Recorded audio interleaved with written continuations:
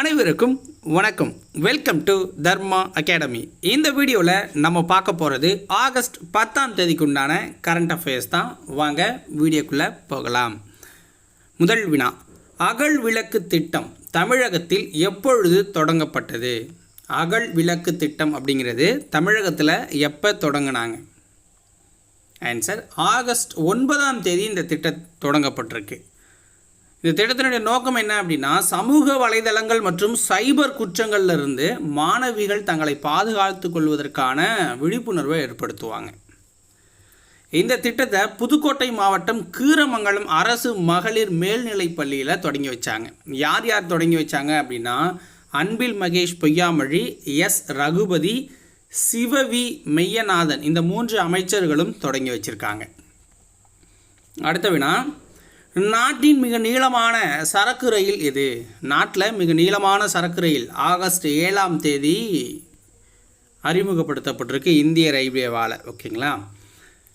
இதோட பேர் என்ன அப்படின்னா ருத்ராஸ்திரா அப்படின்னு வச்சுருக்காங்க. ருத்ராஸ்திரா அப்படிங்கிற பேரில் இந்த சரக்கு ரயிலை அறிமுகப்படுத்தியிருக்காங்க.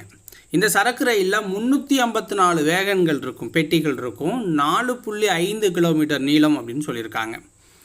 உத்தரப்பிரதேசத்தோட கஞ்ச் கவாஜா ரயில் நிலையத்தில் தான் இது அறிமுகப்படுத்தப்பட்டுச்சு. உலகின் மிக நீளமான 2வது ரயில் சரக்கு ரயில் அப்படிங்கிற பெருமையும் இதுக்கு இருக்குது. முதல் இடத்துல இருக்குது ஆஸ்திரேலியாவோட BHP அப்படிங்கிற சரக்கு ரயில் தான். இதில் 682 வேகன்கள் இருக்குது, 7.3 கிலோமீட்டர் இதனுடைய நீளமாக இருந்துச்சு.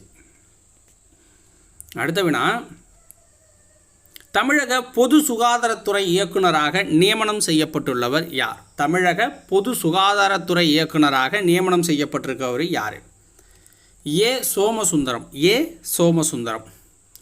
பொது சுகாதாரத்துறை கூடுதல் இயக்குநராக இருந்தவரை அந்த துறையோட இயக்குநராக இப்போ மாற்றிருக்காங்க.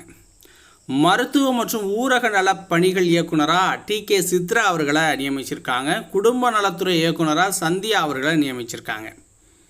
அடுத்த வினா, இந்தியாவில் தற்போது அங்கீகரிக்கப்பட்ட கட்சிகளின் எண்ணிக்கை எவ்வளவு? இந்தியாவில் தற்போது அங்கீகரிக்கப்பட்ட கட்சிகளின் எண்ணிக்கை எவ்வளவு? 73 இருக்குது. ஓகேங்களா? தேசிய கட்சி 6, மாநில கட்சி 67, இதெல்லாம் சேர்த்திங்கன்னா 73 கட்சிகள் வரும் மொத்தமாக. ஆகஸ்ட் 9 அங்கீகரிக்கப்படாத 334 அரசியல் கட்சிகளோட பதிவை தேர்தல் ஆணையம் ரத்து பண்ணியிருக்காங்க. அங்கீகாரம் பெறாத கட்சிகளின் எண்ணிக்கை இந்தியாவில் 2854. ஓகேங்களா? ஸோ அதில் 334 இப்போ போயிடுச்சு அப்படின்னா 2500 சம்திங் இருக்கும். ஓகேங்களா? ஸோ அதில் அங்கீகாரம் பெறாததுன்னா பதிவு பண்ணிடுவாங்க. பட் வேறு எந்த ஆக்டிவிட்டிலையும் ஒரு 6 வருஷமாக எந்த வித தேர்தலையும் நிற்காமல் ஆக்டிவிட்டி கம்மியாக இருக்கிற கட்சிகளை இப்போ ஒரு 334 தேர்தல் ஆணையம் நீக்கியிருக்கு. ஓகேங்களா? ஸோ இப்படி நீக்கிறதால என்ன ஆகும் அப்படின்னா, அந்த கட்சிகள்லாம் மக்கள் பிரதிநிதித்துவ சட்டத்தின்படி 29B மற்றும் 29C பிரிவுகளின் கீழ் வருமான வரி விலக்கு கோர முடியாது அப்படின்னு சொல்லியிருக்காங்க. அடுத்தது, நீதித்துறை, காவல்துறை, சட்ட உதவிகள், சிறைத்துறை உள்ளிட்ட பட்டியலில் முதலிடத்தில் உள்ள மாநிலம் இது. ஸோ இந்த வார்த்தை தப்பாக இருக்குது. ஓகேங்களா? நீதித்துறை, காவல்துறை, சட்ட உதவிகள், சிறைத்துறை, இந்த 4 விதமான இதுலேயும் மொத்த பட்டியலில் இந்த 4 இதையும் சேர்த்து ஓவரால் ஸ்கோர்னு ஒன்று கொடுப்பாங்கல்ல, அந்த ஸ்கோரில் ஃபஸ்ட்டு இருக்க மாநிலம் எது? இந்த 4ஐயும் சேர்த்து ஓவராலாக ஃபஸ்ட்டு இருக்க மாநிலம் கர்நாடகா. ஓகேங்களா? கர்நாடகா.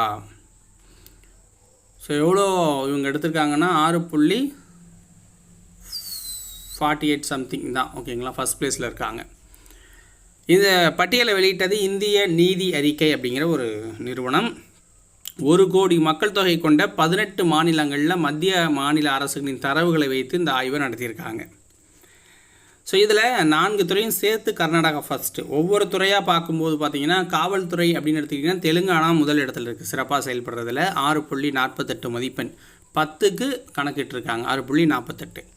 சிறைத்துறை அப்படின்னு எடுத்துக்கிட்டிங்கன்னா தமிழ்நாடு ஃபஸ்ட் பிளேஸில் இருக்குது, 7.02. நீதித்துறையில் கேரளா ஃபஸ்ட்டு இருக்குது, 7.43. சட்ட உதவிகளில் கர்நாடகா ஃபஸ்ட்டு இருக்குது, 7.52. ஓகேங்களா? இதில் 4லையும் ஓவராலாக பார்க்கும்போது கர்நாடகா ஃபஸ்ட்டு வருது. ஸோ இதோட இன்றைக்கி உண்டான கரண்ட் அஃபேர்ஸ் முடியுது. உங்களுக்கு வீடியோ பிடிச்சிருந்தா மறக்காமல் ஒரு லைக்கை போட்டுட்டு சேனலை சப்ஸ்கிரைப் பண்ணி வச்சுக்கோங்க. அப்போ தான் நம்ம போடுற அடுத்தடுத்த வீடியோக்களை நீங்கள் நோட்டிஃபிகேஷனாக பார்க்கலாம். நன்றி, வணக்கம்.